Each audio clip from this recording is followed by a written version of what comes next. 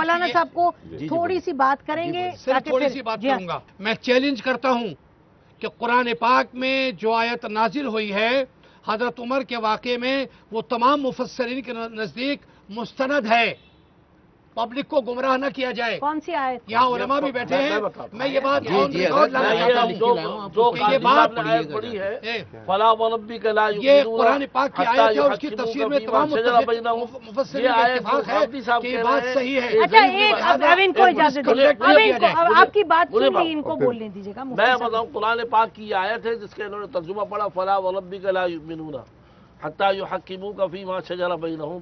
تمام مفسرین یہ لکھتے ہیں کہ یہ حضرت عمر فاروق رضی اللہ عنہ کے بارے میں نازل ہوئی آیت. لہٰذا یہ کہنا غامدی صاحب کا کہ یہ روایت ضعیف ہے، نہیں انہیں ختم کرنے دیں، نہیں انہیں یہ روایت ضعیف ہے، یہ غامدی صاحب کی بات خود ضعیف.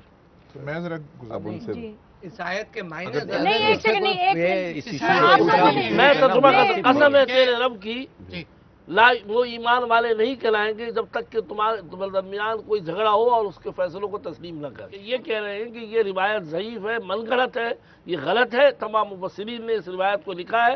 حضرت فاروق اعظم رضی اللہ عنہ جی آپ فرما رہے ہیں قادری صاحب، غامدی صاحب اور امام اعظم ابو حنیفہ واقعہ ان کو یہ جو جن کا ذکر فرما رہے ہیں یہ ان کے اپنا نقطہ نظر ہوگا. امام اعظم ابو حنیفہ رضی اللہ عنہ کے شاگرد تھے امام یوسف رحمۃ اللہ علیہ. آپ نے ایک جگہ لکھا ہے، یعنی کہ آپ نے ان کا اپنی کتابوں میں ذکر فرمایا ہے امام یوسف کا. تو ایک دفعہ اکبر کا دربار میں بیٹھے تھے، فقہ شقہ اکبر کے اندر یہ کتاب کے اندر نقل ہے کہ وہ دربار میں جب کھانا آیا تو اس میں کدو شریف آیا. تو جب وہ پیش کیا گیا تو کسی نے کہا یہ مجھے حضور صلی اللہ علیہ وسلم کو بہت پسند تھا، دربار میں سے یہ واقعہ لکھ کے لے کر آیا ہوں.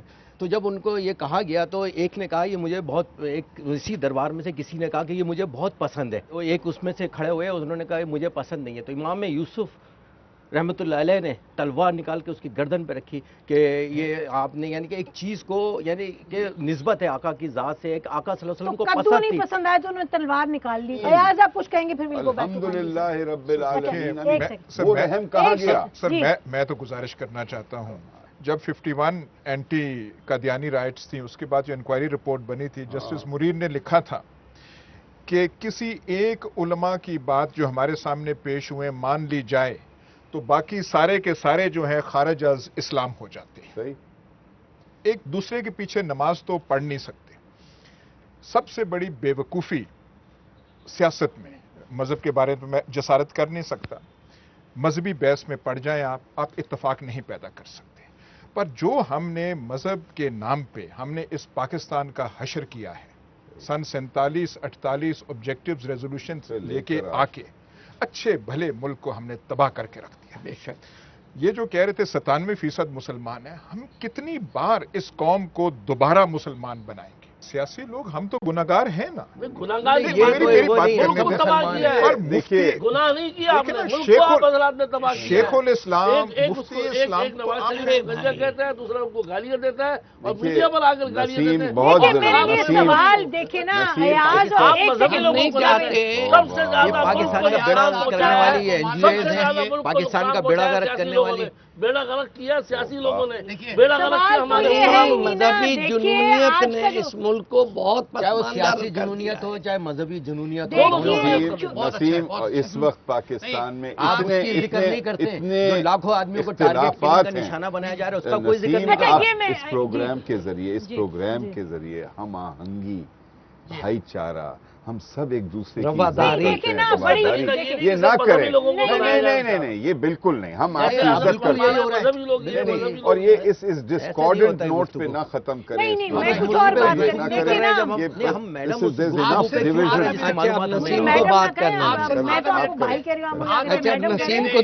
ایاز صاحب نے جو بات کری ہے، دیکھیے اللہ کی ذات کو سامنے رکھ کے یہ گواہی دینا چاہتا ہوں، بلا شبہ سارے مسلمان اسلام اور علماء کو بڑا اہمیت اور احترام دیتے ہیں. ہماری ذمہ داری زیادہ ہے کہ ہم اپنے اختلافات کو کم سے کم کر کے اتفاق کے راستے پر چلنے کی کوشش کریں. ان کی بات میں بہت گہرائی ہے اور اس کو ماننا چاہیے، چاہے سیاستدان ہوں چاہے علماء ہوں. ہماری ذمہ داری سیاستدانوں سے زیادہ بنتی ہے कि हम उम्मत को मुश्तमिल मौलाना साहब करने के थोड़ा लिए सा मुझे इजाजत इत्तेफाक दें। राय की देखिए बात करें। बात अयाज जो कह रहे हैं, देखिए मेरा सही ख्याल कह है रहे कि हैं। बातें अच्छी हैं कहने को, लेकिन अमलन जब बात आगे बढ़ती है जी। तो अमलन मुख्तलिफ आरा हैं। तो जो अयाज बात कर रहे हैं कि आपका एक आइन है, कानून है, आपके इदारे हैं, उनको उनके साथ उनके जो पिराए हैं उनमें रह करके चलना है ना बिल्कुल आगे। सही। तो आगे आने वाले दिनों में आप लोग मुझे बताएं कि बार बार अब और भी स्ट्राइक की कॉल है, कभी लाहौर में है, कभी फैसलाबाद में है, कहीं कराची में है, तो मुल्क के हालात आप जिन बातें करें, जिन हालात की सब समझते हैं और हम उस पर बार बार बात करें। आज हम एक मखसूस बात पर कोशिश कर रहे हैं कि कोई तस्फिया शुदा हम हल पर पहुंचे, क्योंकि आगे कैसे चलेगा? हर हफ्ते स्ट्राइक होगी, हर हफ्ते डिमांड होगी, कानून उसकी कादरी मुमताज कादरी का इलाज करेगा या आप लोग कहेंगे कि हम उसको निकाल दें कानून के दायरे से बाहर? ये सवाल तो बड़ा अहम है कादरी साहब, तो हम कैसे ना उठाएं? जब उसका तक रूल ऑफ लॉ का कि हम अच्छा इनको इजाजत, भाई साहब इनको इजाजत दीजिए, एक मिनट किसी और को भी इजाजत दें। मौलाना साहब इनको इजाजत दें। जी जी जी जी बताइए आप कादरी साहब। जब तक रूल ऑफ लॉ की इम्प्लीमेंटेशन नहीं होगी, आप मानते हैं रूल ऑफ लॉ को? बिल्कुल मानते हैं। और आप मुझे ये बता दीजिए 20 साल तारीख के अंदर बताइए कहाँ हमने कानून हाथ में लिया है। आज हमारे अगर शहीदों के बच्चे हैं तो हमने उनको भी आला तालीम के लिए बाहर भेजा है। बात आप कर रहे हैं तो फिर मैं खुद ताल्लुक रखता हूँ, इस वजह से मैं आपसे ये कह रहा हूँ कि सिर्फ आप मजहबी तंजीमों को, मजहबी उलमा इकराम को, मजहब को सिर्फ टारगेट क्यों कर रहे हैं? आप पाकिस्तान के अंदर और मसाइल भी हैं, नहीं है यकीनन जो यकीनन वो बैरूनी इमदाद है, जो भी जिसपे एनजीओ चल रही है, जो इसको टारगेट बैरूनी इमदाद तो आप सियासी ममालिक से सियासी तंजीमें हैं, अल्हम्दुलिल्लाह कोई इस पे इल्जाम नहीं लगा सकता। अल्हम्दुलिल्लाह 20 साल की तारीख है सुन्नी तहरीक की, ये जो जहाँ से डोनेशन आ रहा है आपको भी पता है, हमारी एजेंसियों को भी पता है। लोग एक बात पर मुत्तफिक हैं कि कानून की बालादस्ती, वजीर खारजा आप सब इस पर मुत्तफिक हैं कानून की बालादस्ती पे, तो सब कह रहे हैं कि जो कानून अपने हाथ में ले वो गलत चीज है। नाज़रीन इस पॉइंट पर हम एक ब्रेक लेते हैं, ब्रेक के बाद आपकी खिदमत में हाजिर होंगे।